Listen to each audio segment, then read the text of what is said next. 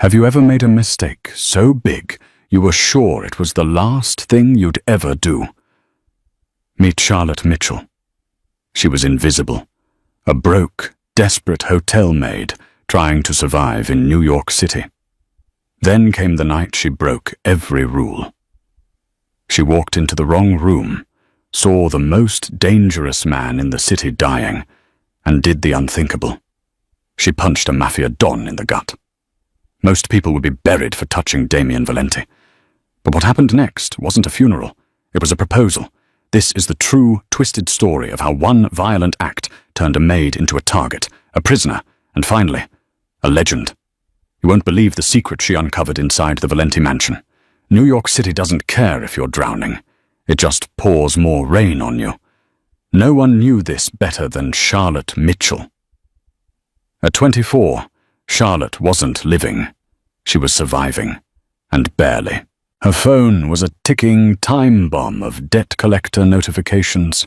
Her apartment was a shoebox in Queens with a radiator that hissed but never heated, and her job at the Sterling Hotel was the only thread keeping her from homelessness.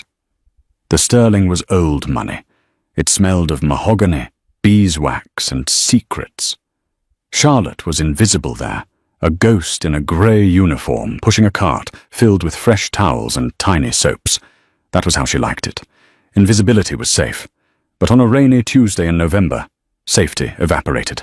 Mitchell, the floor manager, a sharp-faced woman named Mrs. Higgins, snapped her fingers. Suite 604, now. The guest requested a turn-down service, but the regular girl called out sick. You're up. Charlotte froze. Suite 604 wasn't just a room. It was the presidential suite. It had been booked out for the last 3 weeks by a guest who never used the lobby, never ordered room service, and had private security stationed at the elevator. Mrs. Higgins, I'm not cleared for the VIP floor, Charlotte stammered, gripping the handle of her cart. You are today. And listen to me.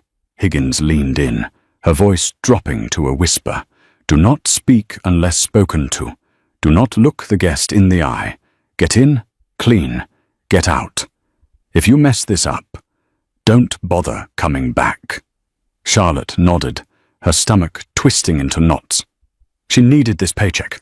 Her brother, Toby, needed insulin, and the pharmacy had stopped accepting her IOUs. She took the service elevator up, the metal box rattling as it climbed towards the skyline. When the doors opened on the 60th floor, the hallway was silent. Unnervingly so. Usually, 2 large men in suits stood by the double doors of 604. Today, the hall was empty. Strange, Charlotte thought. Maybe they're on a break. She swiped her keycard. The light blinked green. She pushed the heavy door open and announced herself softly.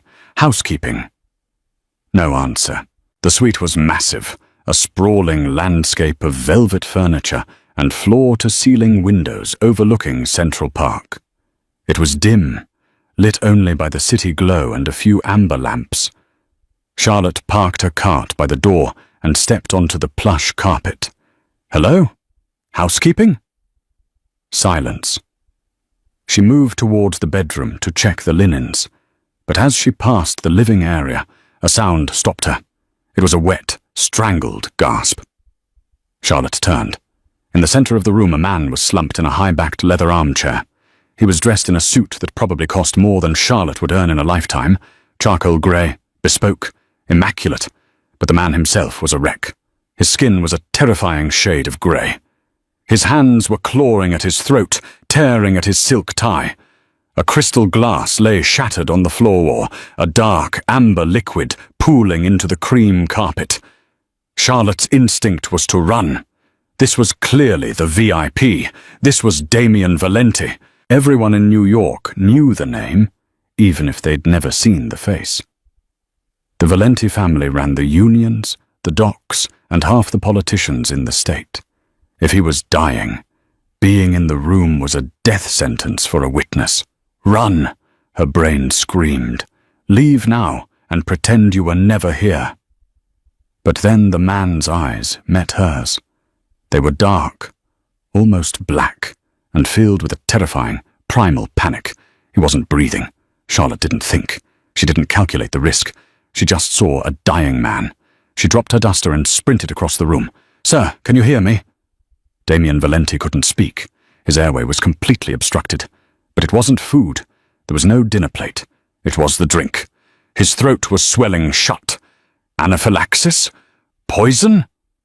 He tried to stand, stumbling forward, grabbing Charlotte's shoulders with a grip like iron. He was heavy, massive, towering over her small frame even as he collapsed. He fell to his knees, dragging her down with him. His lips were turning blue. He's not choking on an object, Charlotte realized, her mind racing back to a first aid course she'd taken years ago for a babysitting job. His throat is closing up, but he's still trying to inhale. He needed air, and he needed it 10 seconds ago. Charlotte tried to position herself behind him for the Heimlich, just in case, but he was too big, and he was dead weight. He slumped backward against the coffee table, his head lolling. "Wake up!" Charlotte screamed. She slapped his face. Nothing. His chest wasn't moving. If his heart stopped, it was game over. She saw a faint movement in his chest, a spasm. He was trying to cough, trying to expel something, but the muscles were paralyzed. He needed a shock to the system, a violent reboot. Charlotte straddled his hips, ignoring the absurdity of sitting on top of a Mafia don. She made a fist. She wasn't a fighter. She was a maid who scrubbed floors and lifted heavy mattresses. She had grip strength. "Forgive me," she whispered.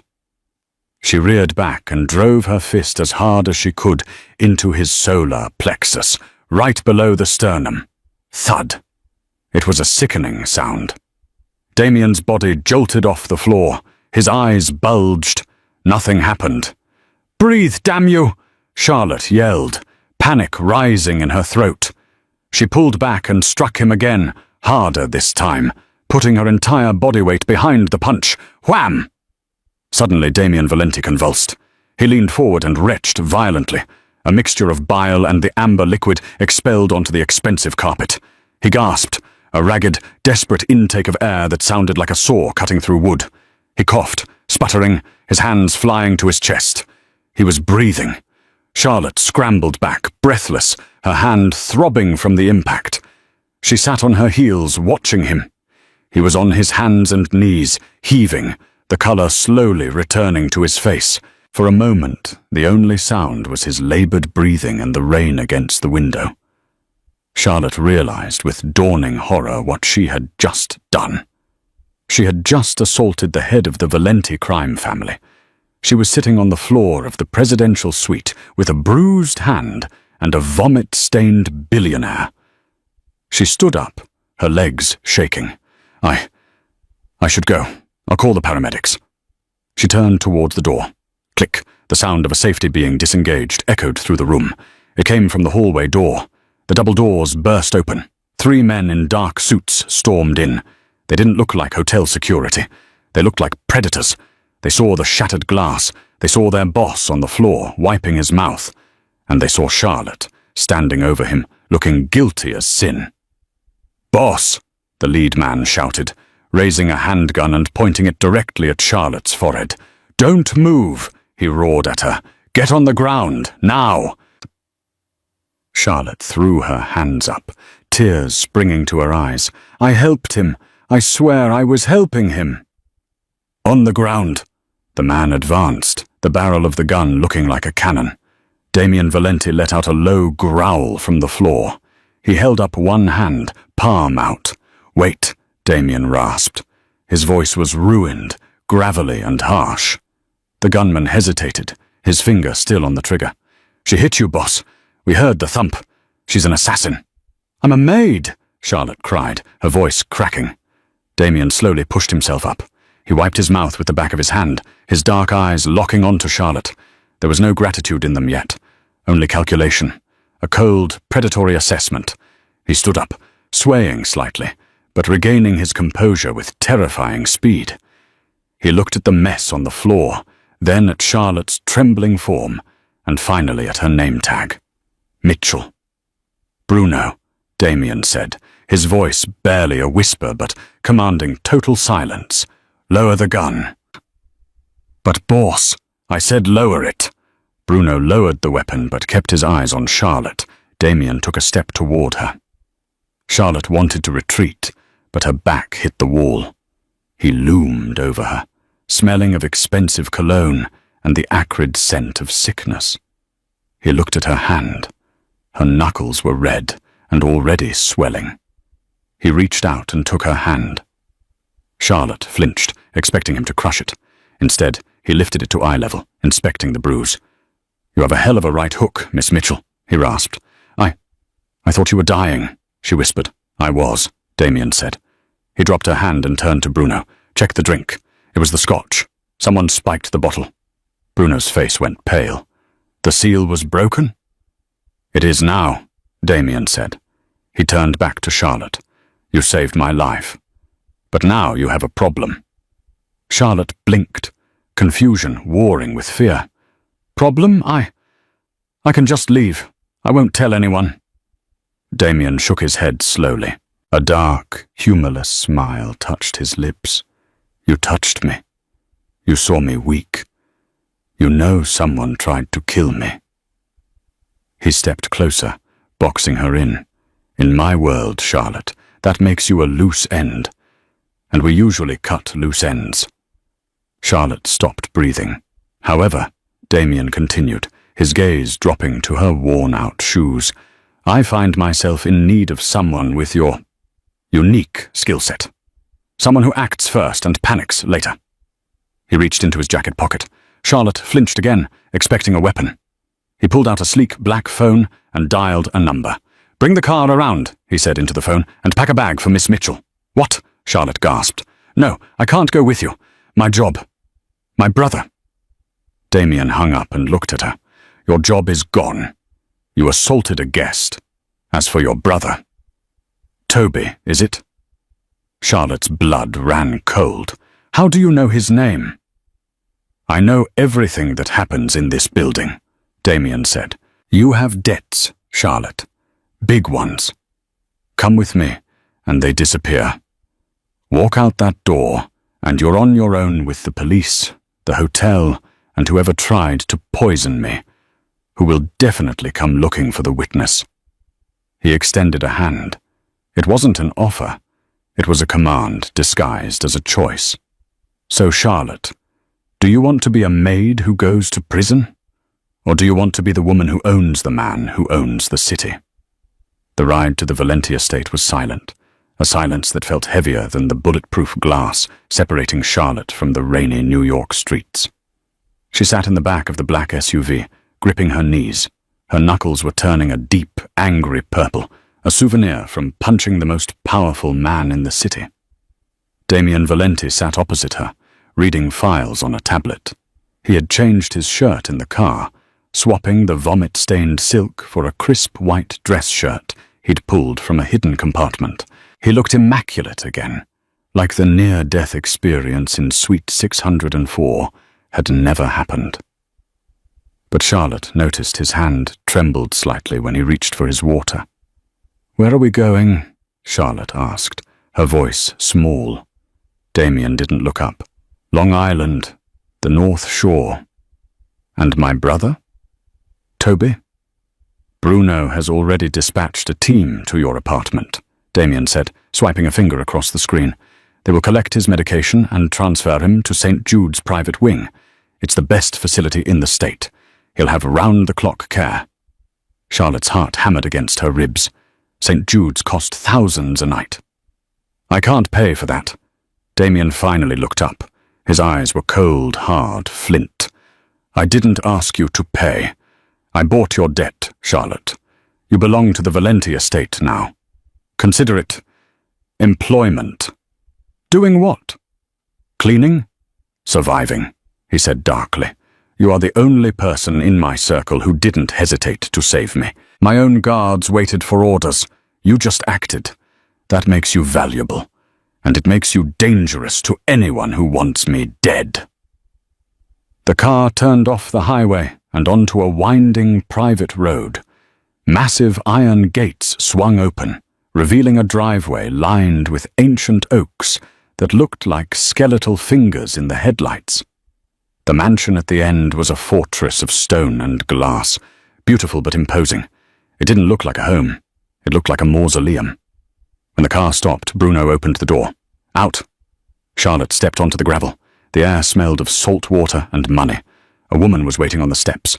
Tall, severe, with hair pulled back so tight it looked painful. "This is Mrs. Caldwell," Damien said, stepping out behind Charlotte. "She runs the house. Mrs. Caldwell. This is Charlotte. She will be staying in the East Wing." Mrs. Caldwell's eyes narrowed as she scanned Charlotte's cheap uniform and messy hair. "The East Wing, sir. That's the family corridor."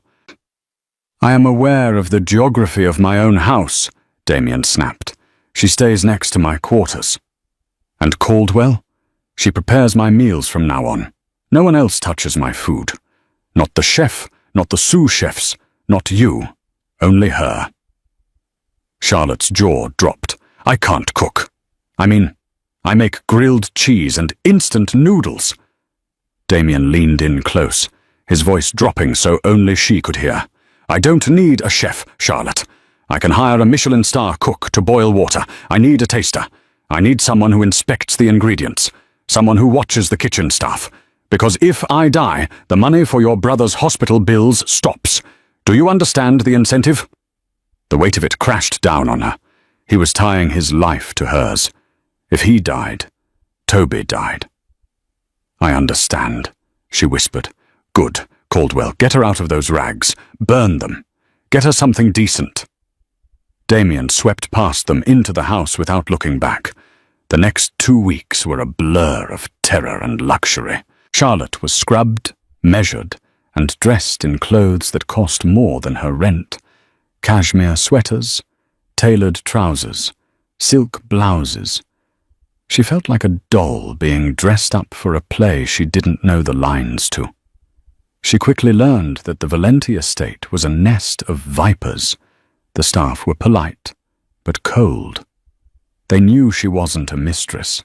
Damien never touched her, never even invited her into his room except to check his food. But they didn't know what she was. That mystery-bred resentment. But the real danger wasn't the staff. It was the family. On her 3rd Friday, the estate hosted a business dinner. That was the euphemism. In reality, it was a summit of the 5 syndicate heads of the tri-state area. Charlotte was in the kitchen, watching the head chef, a temperamental Frenchman named Jean-Luc, prepare a veal marsala. Her job was tedious but terrifying. She had to watch every pinch of salt, every pour of wine. "You hover like a vulture, girl," Jean-Luc spat, whisking a sauce. "Just doing my job, chef," Charlotte said, her eyes fixed on his hands. "The boss is paranoid," a smooth voice came from the doorway. Charlotte turned. Leaning against the doorframe was a man who looked like a younger, sharper version of Damien. He had the same dark hair, but his eyes were lighter, almost hazel, and his smile didn't reach them. "You must be the stray cat Damien picked up," the man said, walking into the kitchen. The kitchen staff immediately went silent and looked down. "I'm Charlotte." "I know, I'm Stefano, Damien's cousin." He reached out and picked up a grape from a fruit platter. He tossed it into his mouth. "I hear you punched him. Is that true?" Charlotte stiffened. "I was helping him."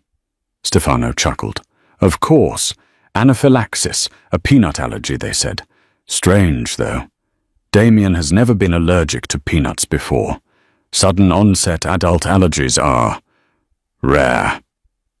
He was fishing. He wanted to know if she knew it was poison. "I wouldn't know, sir. I'm just the maid." Stefano stepped closer, invading her personal space. He smelled of whiskey and gunpowder. "You're not a maid anymore, Charlotte.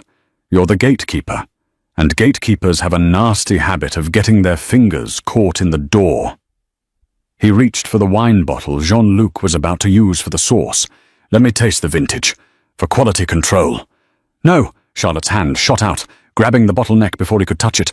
The room went dead silent. Jean-Luc gasped. "You did not touch a Valente." Stefano looked at her hand on the bottle, then up at her face. His smile vanished. "You have spirit. Damien always liked wild things. Just be careful, Charlotte.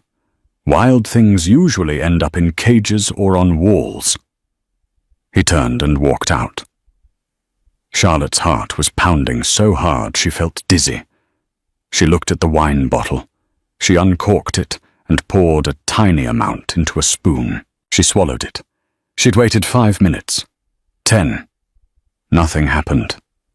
It wasn't poisoned. But Stefano's message was clear. I am watching you. When she brought the platter out to the dining room, the air was thick with cigar smoke and tension. Damien sat at the head of the table, looking like a king on a throne of knives. When Charlotte placed the plate in front of him, he didn't look at her, but his hand brushed hers for a fraction of a second. It was a signal. Is it safe? She tapped the table once with her index finger. Yes. Damien picked up his fork and ate. For the first time since she arrived, Charlotte felt a strange surge of pride. She was keeping him alive. But as she retreated to the corner to wait, she caught Stefano staring at her from across the table. He raised his glass in a mock toast. Charlotte realized then that the punch in the hotel room was the easy part. The fight had just begun. Living with Damien Valente was like living with a thunderstorm. Most of the time he was distant, a low rumble of thunder on the horizon, shut away in his study, taking calls in Italian, reviewing ledgers that Charlotte wasn't allowed to see. But sometimes the storm broke. It happened late one Tuesday night. The house was asleep. The only light came from the security floods outside. Charlotte couldn't sleep. She was worrying about Toby. She had visited him earlier that day. He looked better, his color returning, but he kept asking why she had fancy guards outside his room. She had lied, telling him she got a job with a celebrity. She went down to the kitchen to get warm milk, a habit from her childhood. As she passed the library, she heard a crash. Not a clumsy stumble, but the sound of something heavy being thrown. Charlotte froze. Protocols said she should call Bruno, but curiosity, the same instinct that made her enter suite 604, pulled her toward the heavy oak doors. She pushed one open a crack. Damien was there. He wasn't wearing his suit armor. He was in slacks and a white undershirt, his feet bare. The room was a wreck. A lamp was shattered on the floor. Books were swept off the desk. He was pacing, dragging his hands through his hair, muttering to himself, "Where is it? Where is the leak?" He looked unhinged, desperate. Charlotte stepped inside. "Mr. Valente?" Damien spun around. In his hand, he held a heavy crystal decanter, raised as a weapon. When he saw it was her, he didn't lower it immediately. His chest was heaving. "I told you," he snarled, "never to come in here unannounced. I heard a crash. I thought you were hurt. I'm not hurt. I'm blind." He slammed the decanter down on the desk, luckily not breaking it. "Someone is bleeding my accounts. 3 shipments seized by the feds in 2 weeks. Someone on the inside is talking, and I can't find the rat." He slumped into his chair, burying his face in his hands. It was the first time she had seen him look defeated. He wasn't the Mafia Don in that moment. He was just a man drowning in betrayal. Charlotte approached slowly. She saw the papers scattered on the floor. They were shipping manifests. Is it Stefano?" she asked softly.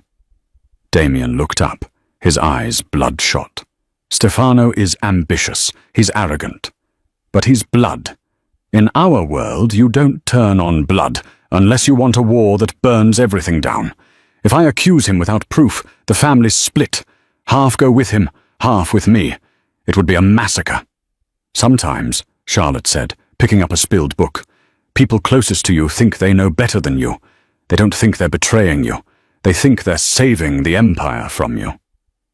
Damien looked at her, really looked at her. The anger faded, replaced by a weary curiosity. "You sound like you speak from experience." "My father," Charlotte said, placing the book on the desk. "He gambled away our house. He told us he did it to double our money and buy us a mansion. He thought he was the hero, until the day he lost everything. Damien let out a dry, bitter laugh. So I'm the gambler? No. You're the house holding the deed. But someone thinks they can run the house better. Damien stood up. He walked around the desk until he was standing inches from her. The air in the room shifted. It became charged, electric. You have a way of seeing things clearly, Charlotte. Maybe because you're not one of us. He reached out and touched a stray lock of hair falling over her forehead. His fingers were rough, calloused, but his touch was surprisingly gentle. Charlotte stopped breathing. She knew she should pull away. He was a killer. He was a criminal. But he was also the man who saved her brother. "Why do you trust me?" she whispered. "Because you have nothing to gain by my death," Damien murmured, his thumb brushing her cheekbone. "And because you're the only real thing in this entire God-forsaken house." He leaned in. Charlotte's eyes fluttered shut. She wanted him to kiss her. It was insane, it was wrong, but she wanted it. Bzzzt! The intercom on his desk buzzed loudly. Damien pulled back instantly, the mask of the Don sliding back into place. He hit the button. "What?" "Sir," Bruno's voice crackled. "We have a situation at the docks, the warehouse fire. It wasn't an accident." Damien's jaw tightened. "I'm coming." He looked at Charlotte. The moment was gone, shattered by the reality of his life. "Go to bed, Charlotte. Lock your door." The next day, the tension in the house was palpable. Damien was gone before dawn. Charlotte spent the day anxiously pacing the kitchen, driving Jean-Luc crazy. In the afternoon, Mrs. Caldwell found her. "Mr. Valente requires your presence. Upstairs, the master suite." Charlotte hurried up the grand staircase. She found Damien in his dressing room. He was standing in front of a mirror, buttoning a tuxedo shirt. He had a bandage on his left forearm, a fresh injury. "You're hurt," Charlotte said, rushing forward. "A scratch," Damien said, waving her off. "Tonight is the governor's charity gala. The entire city will be there. Politicians, police captains, and my enemies." "Why are you telling me?" "Because you're coming with me." Charlotte froze. "Me? I'm the maid." "Not tonight. Tonight, you are my date." Damien turned to face her. "I need eyes, Charlotte. Everyone knows my men. They know Bruno. They know Stefano. They know who to hide from. But no one knows you. They will look right past you. You see things like you saw me choking when my guards saw nothing." "You want me to spy?" "I want you to listen. Women talk when they think no one important is listening. The wives, the girlfriends, they know secrets. I need to know who is moving against me." He gestured to the bed. Laid out on the silk comforter was a dress. It was emerald green velvet, floor length with a slit up the thigh. Beside it lay a diamond necklace that looked heavy enough to anchor a boat. "Put it on," Damien commanded. "Tonight, you are not Charlotte the maid. You are Charlotte Mitchell, the woman who captured Damien Valente's attention. Make them believe it." 2 hours later, Charlotte looked in the mirror and didn't recognize herself. The dress hugged her curves like a second skin. Her hair was swept up in an elegant chignon. The diamonds around her neck were cold against her skin. Damien stepped behind her, his dark suit contrasting with her green dress. He met her eyes in the reflection. For a second, he looked stunned. "Beautiful," he muttered, almost to himself. Then he cleared his throat. "Remember, stay close. Drink nothing unless I hand it to you. And trust no one." The gala was held at the Metropolitan Museum of Art. It was a sea of flashing cameras and forced smiles. Charlotte felt terrified, clutching Damien's arm. His bicep was hard as rock beneath the fabric. As they moved through the crowd, Damien played the part perfectly. Charming, dangerous, powerful. But Charlotte was working. She tuned out the music and focused on the whispers. She was standing near the champagne fountain when she heard a familiar voice. Stefano. He was talking to a man she didn't recognize, a short, balding man with nervous eyes. They were tucked away behind a large Egyptian statue. Charlotte drifted closer, pretending to admire the artifact. Tonight, Stefano was whispering. The timeline has moved up. He suspects. But the shipment isn't ready, the balding man hissed. It doesn't matter, we take him out tonight. On the way back. The bridge. Charlotte's blood turned to ice. The bridge.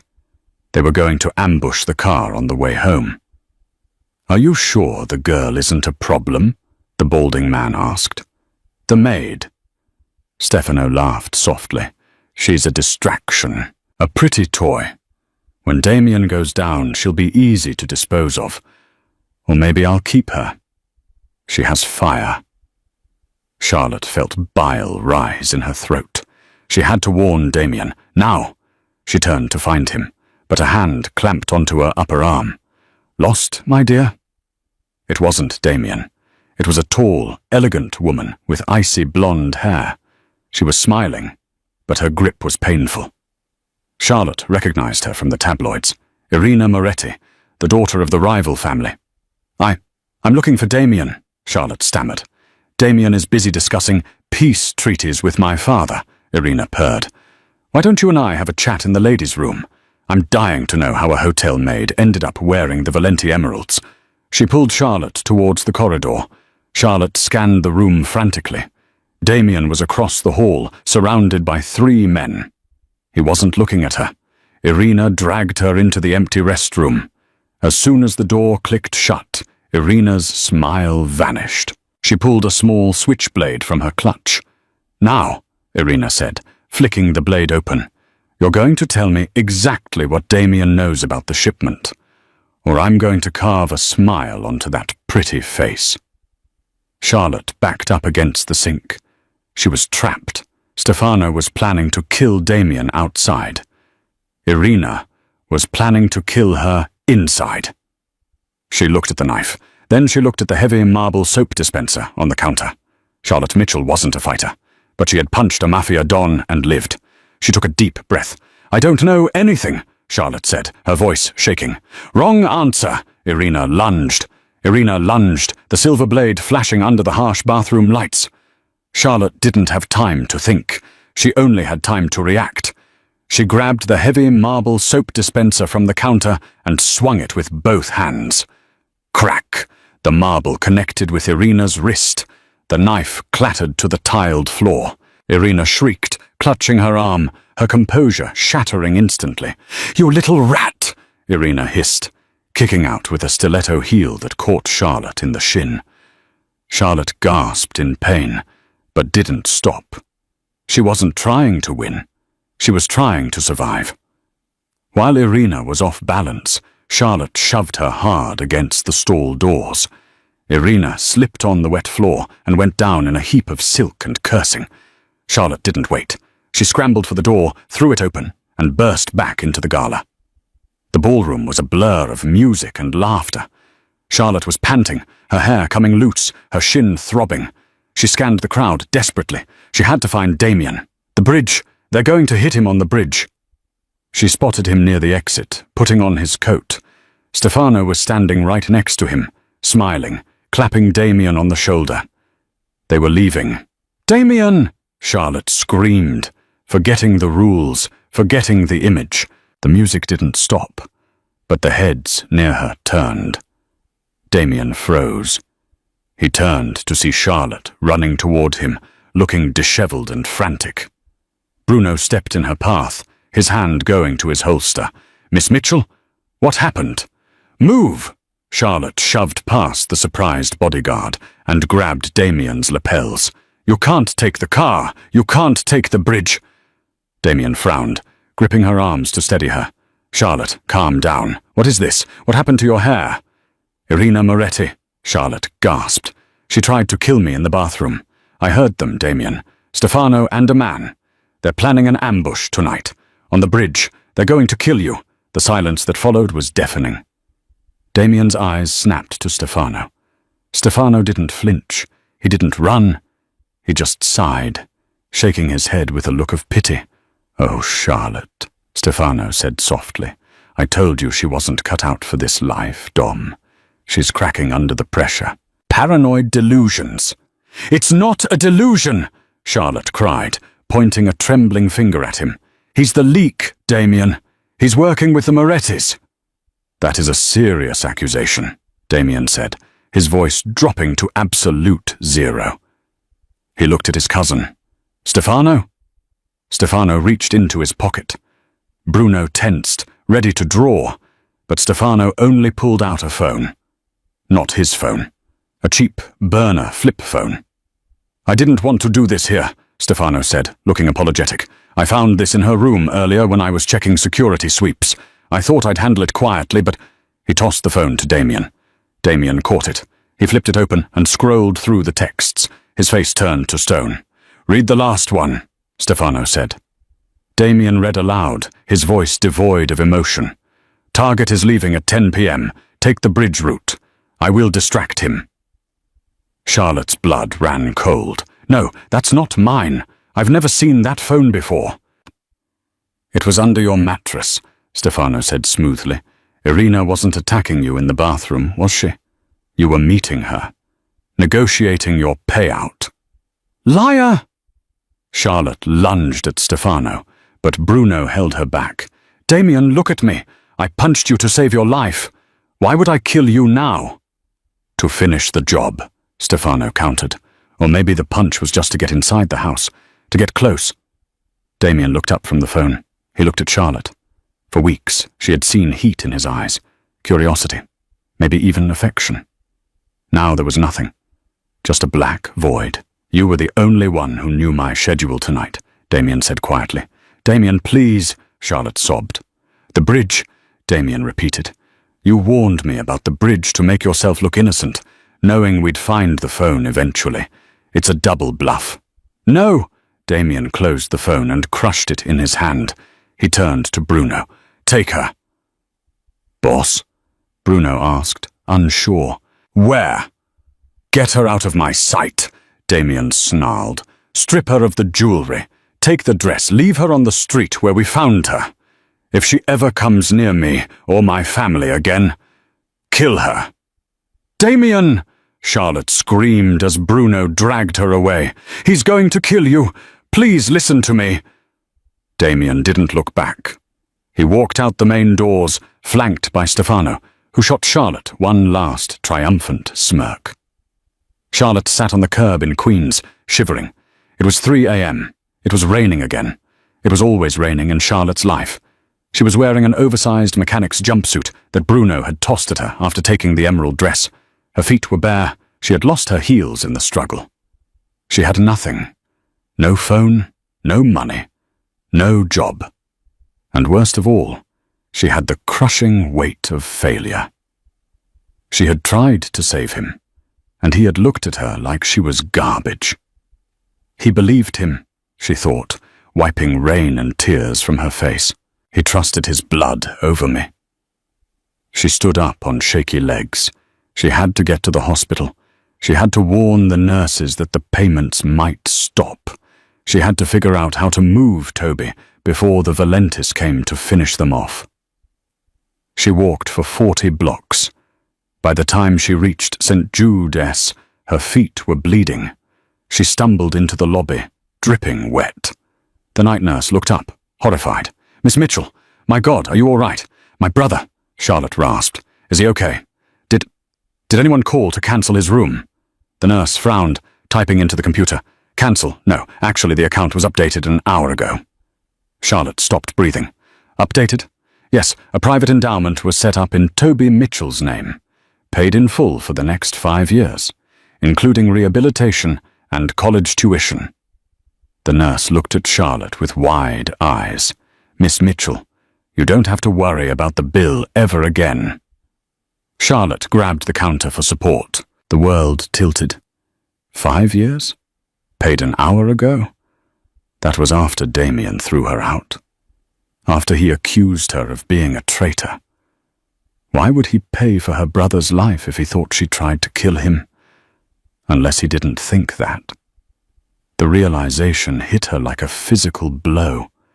The coldness in his eyes, the public scene, the way he let Stefano do all the talking, but crushed the phone so no one else could examine it. He knew. He knew Stefano was the traitor, but he couldn't prove it yet. and as long as Charlotte was at the mansion, she was a target. Stefano would have killed her that night to silence her. By throwing her out, by making it look like he hated her, Damien had removed the target from her back. He had saved her life the only way he could, by breaking her heart. "He knows," Charlotte whispered. "He's going to war." "Miss Mitchell?" the nurse asked. "I need a phone," Charlotte said, her voice hardening. "I need to call him. He's walking into a trap." "I can't let you use the desk phone for—" "Give me the damn phone!" Charlotte yelled, startling the lobby security. She grabbed the receiver. She didn't know Damien's personal number, but she knew the emergency line for the estate. She dialed with trembling fingers. Ring, ring, ring. "Valente residence," Mrs. Caldwell's voice answered. "Caldwell, it's Charlotte. Don't hang up. Is Damien there?" "Charlotte?" The housekeeper sounded shaken.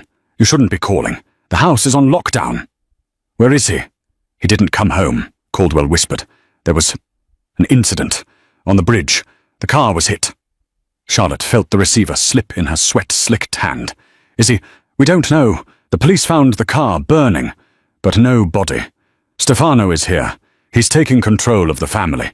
He says Damien is dead."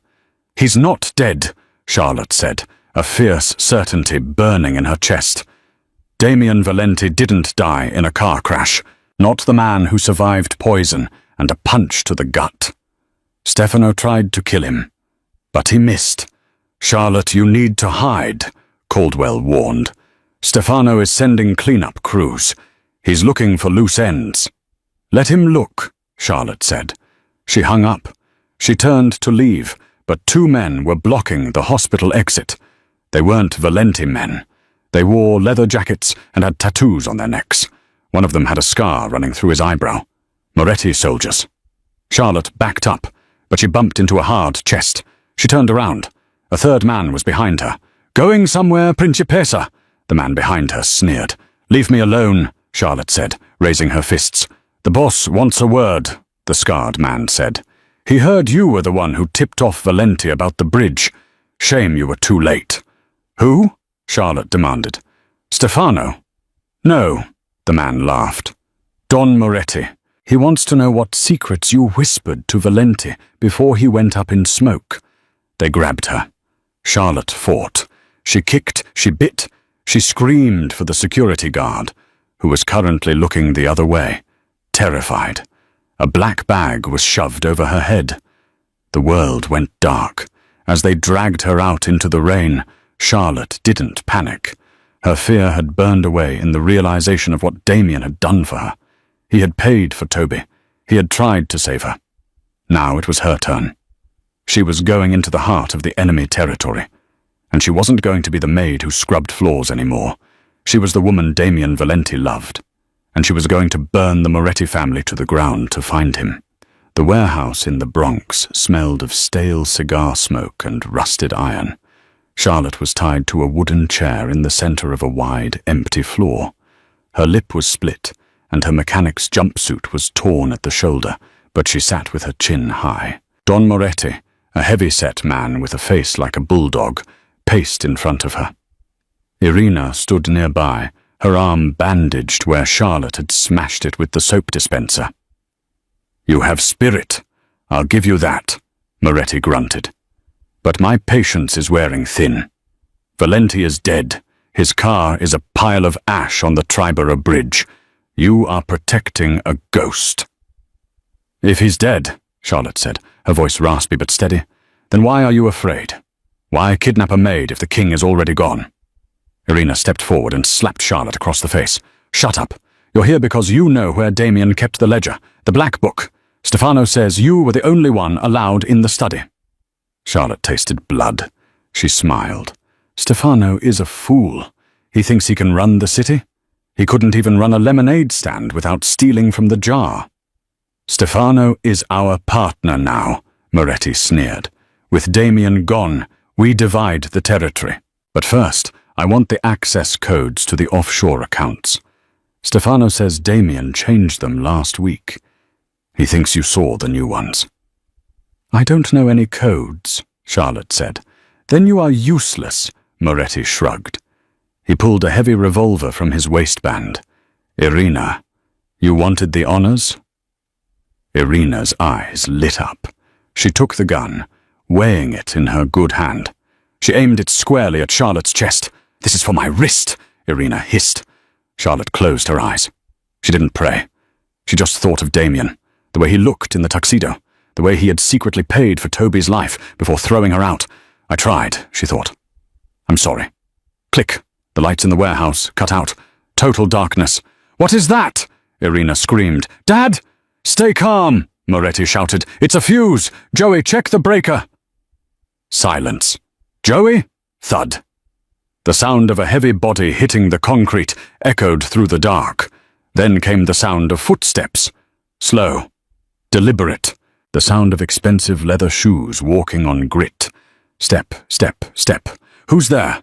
Moretti's voice wavered. "Show yourself." A red flare crackled to life in the darkness. It illuminated a figure standing 10 feet away. He was wearing a tactical vest over a torn tuxedo shirt. His face was streaked with soot and blood. He held the flare in one hand and a suppressed pistol in the other. It was Damien Valente, and he looked like the devil himself. "You," Moretti breathed, stepping back. "We saw the fire. You died." "I listened to my maid," Damien said, his voice a low growl that vibrated in Charlotte's chest. "I didn't take the bridge. I sent the empty car. Remote control is a wonderful thing." He dropped the flare. As it hit the floor, the shadows lengthened, dancing like demons. "Kill him!" Irina shrieked, firing the revolver blindly. Bang! Bang! Damien moved with terrifying speed. He didn't run. He flowed. He ducked under the wild shots, closing the distance. He disarmed Irina with a brutal chop to her injured wrist, sending the gun skittering away. She collapsed, screaming. Moretti fumbled for a backup weapon, but Damien was already there. He kicked Moretti's knee, shattering it, and pressed the muzzle of his silencer against the Don's forehead. "You touched her," Damien whispered. It wasn't a question. It was a death sentence. "Stefano!" Moretti blubbered, hands raised. "It was Stefano! He sold you out! He wanted the throne! I know," Damien said coldly. "And tell the devil I sent you." Foot, Moretti slumped to the ground. Silence returned to the warehouse, broken only by Irina's sobbing in the corner. Damien ignored her. He turned to Charlotte. He holstered his weapon and pulled a knife. Charlotte flinched, but he only slashed the ropes binding her wrists and ankles. As soon as she was free, she tried to stand, but her legs gave out. Damien caught her. He pulled her against his chest, burying his face in her neck. He was shaking. "I thought I was too late," he murmured into her hair. "God, Charlotte, I thought I lost you." Charlotte wrapped her arms around him, smelling the smoke and the gunpowder. "You paid for Toby," she sobbed. "I went to the hospital. They told me." Damien pulled back, framing her face with his rough hands. "I had to make it look real. I had to make Stefano believe I hated you, so he wouldn't kill you immediately. It was the hardest thing I've ever done." "I knew," Charlotte said, wiping tears from his soot-stained cheek. "When I saw the payment, I knew you were going to war." "The war isn't over," Damien said, his eyes hardening. "There is one rat left in the trap." He picked Charlotte up in his arms, carrying her like a bride. "Where are we going?" she asked. "Home," Damien said, "to take back what is ours." The Valente estate was quiet, too quiet. Stefano sat in Damien's leather chair in the library, his feet up on the desk. He was drinking Damien's scotch, the 30-year-old bottle. "To the king," Stefano toasted to the empty room. "Long may he rot." "That's my scotch, Stefano." Stefano dropped the glass. It didn't break. It bounced on the rug, spilling amber liquid everywhere. He spun around. Damien stood in the doorway. He hadn't changed. He was still covered in the filth of the night, looking like a revenant who had crawled out of a grave to seek vengeance. Beside him stood Charlotte. She looked battered, bruising blooming on her cheek, but she stood tall, her hand firmly in Damien's. "Dom," Stefano stammered, his face draining of colour. The reports. The bridge." You really should have checked the body, Damien said, walking into the room. Bruno and 3 other loyal guards stepped out from the shadows of the hallway, blocking the exit. Stefano was trapped. It was Moretti, Stefano cried, backing up against the window. He forced me. He threatened to kill me. Liar, Charlotte said. Her voice cut through the air, sharp and clear. I heard you at the gala. You laughed about it. You called me a toy. You said you wanted the Empire because Damien was soft. Damien stopped in front of the desk. He picked up the fallen glass and set it upright. You're right, cousin, Damien said softly. I was soft. I let you live in my house. I let you eat my food. I let you think you were my equal. He looked at Charlotte. What is the punishment for treason? Charlotte looked at Stefano. She saw the man who had tormented her, who had tried to kill the man she loved, who had mocked her poverty. He wanted to be the boss, Charlotte said. Let him face the justice of a boss. Damien nodded. He turned to Bruno. Take him. Make sure he disappears. I never want to hear his name again. No, Dom, we're blood! Stefano screamed as Bruno dragged him out. My blood is right here, Damien said, squeezing Charlotte's hand. As the screams faded, the room fell silent. The adrenaline of the night began to fade, replaced by a bone-deep exhaustion. Damien turned to Charlotte. He looked at her bruised face, her torn clothes, her messy hair, and he smiled. It was a real smile, warm, open, and full of love. You realize, Damien said, that you've lost your job. Charlotte blinked. Excuse me? I can't have a maid who knows where the bodies are buried. It's against protocol. Charlotte crossed her arms, feigning annoyance. So I'm unemployed again, after I helped you take down the Moretti crime family. Not unemployed, Damien said. He reached into his pocket. For a second, Charlotte thought he was going to pull out another phone. Instead, he pulled out a ring. It wasn't a diamond the size of a skating rink. It was a simple, elegant band of platinum set with a single, rare emerald. The same color as the dress she had worn to the gala. I picked this out the day after you punched me, Damien confessed. I kept it in my pocket, thinking I was crazy. A Valente doesn't marry the help. It's forbidden. He got down on one knee, right there on the rug where he had once almost died. But you aren't the help, Charlotte. You saved my life when my own kin tried to end it. You fought for me when I pushed you away. You are the only person in this world I trust. Charlotte's hands flew to her mouth. Tears pricked her eyes again, but these were happy tears. Charlotte Mitchell, Damien asked, looking up at her with those intense, dark eyes. Will you do me the honor of running this insane asylum with me? Will you be my wife? Charlotte laughed, a wet, choked sound. Only if you promise to chew your food properly. I'm not punching you in the stomach again. Deal, Damien grinned. Yes, she whispered. Yes, Damien. He slid the ring onto her finger. It fit perfectly. He stood up and kissed her, a kiss that tasted of scotch, survival, and forever. 3 years later. The headlines had changed. The Valente family was still powerful, but the nature of their power had shifted. The docks were clean, the unions were legitimate, and the Valente Foundation, spearheaded by Charlotte Valente, was the largest donor to hospitals and orphanages in the state. Toby was in college now, studying engineering.